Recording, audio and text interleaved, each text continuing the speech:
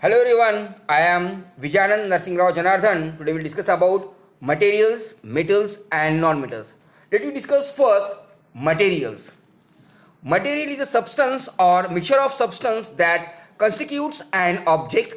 Materials can be pure or impure, living or non-living matter. Materials can be classified based on their physical and chemical properties as metals, non-metals and metalloids. Materials can be compositions of elements. Elements is a substance containing only one kind of the atoms, and elements cannot be broken down into the simpler substance by simple physical and chemical methods. Each element has different properties. Let us see some physical properties of metal and non-metal. Physical properties. The properties of substance which can be observed and measured without changing the composition of the substance. Physical state. Metals are solid, high melting points and boiling point. Exceptions: mercury and gallium. Non-metals. They exist in all the three states: in solid, carbon; in liquid, bromine and gases, oxygens. Appearance. All the metals have the luster which gives a shiny appearance, thus they are reflect the light, while the non-metals they do not have the luster. Exceptions: iodine, graphite and diamond, they are non-metals but they have luster. Hardness. Metals are hard, denser and more strength. Exceptions: lithium, sodium and potassium are soft. Non-metals are usually brittle. Exceptions: diamonds is hardest natural substance on the earth. Sonoricity. Metals are vibrating and producing the sound when they stuck. Metals are sonorous. Non-metals, they do not produce the sound. Malleability is the ability to be beaten into the sheet. All metals are malleable. Example: gold foil, silver foil, aluminum foil, etc. Non-metals cannot be beaten into sheets. Ductility is the ability to be drawn into the long and thin wire. All metals are ductile. Example: gold wire, copper wire, while non-metals cannot be drawn into the wires. Electric conductivity. Metals are the good conductors of electricity, while non-metals are poor conductors of the electricity. Exceptions: graphite is a good conductors of the electricity. Thermal conductivity. All metals are good conductors of the heat, and the non-metals are poor conductors of the heat. Let me discuss some chemical properties of the metal. The chemical properties depends upon the electronic configurations of the elements. All the metals are donor of the electrons. That is, in the last orbit, number of electrons in metals are 1, 2 and 3, and in non-metals, the number of electrons are 5, 6 and 7. That is, non-metals are acceptor of the electrons. Reaction with the oxygen. When the metals react with the oxygen, produce metal oxides. All metal oxides are basic in nature. That is, litmus paper turns to blue. And when the non-metals react with the oxygen, produce non-metal oxides.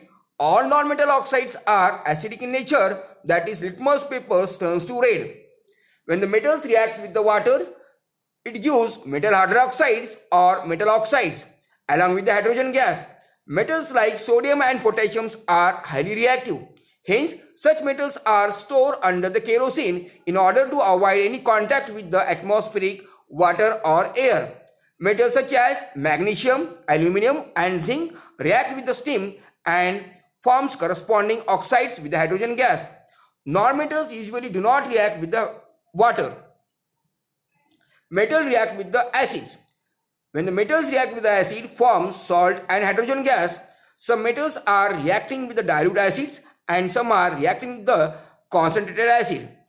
Non-metals generally do not react with the acids. Reactions with the base. When the metals react with the base, forms salt and hydrogen gas.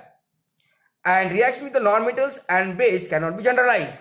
The reactions of acid and metals and non-metals, this kind of the reaction is known as displacement reaction. More reactive metals can be replaced less reactive metals, but the less reactive metals cannot be replaced more reactive metals. Let me discuss reactivity of the metals. In a metal reactivity, the potassium is the most reactive metals and gold and silver are least reactive metals.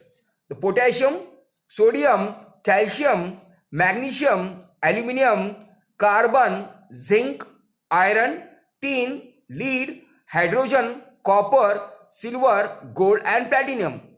In that metal reactive series, carbon and hydrogens are the non-metals.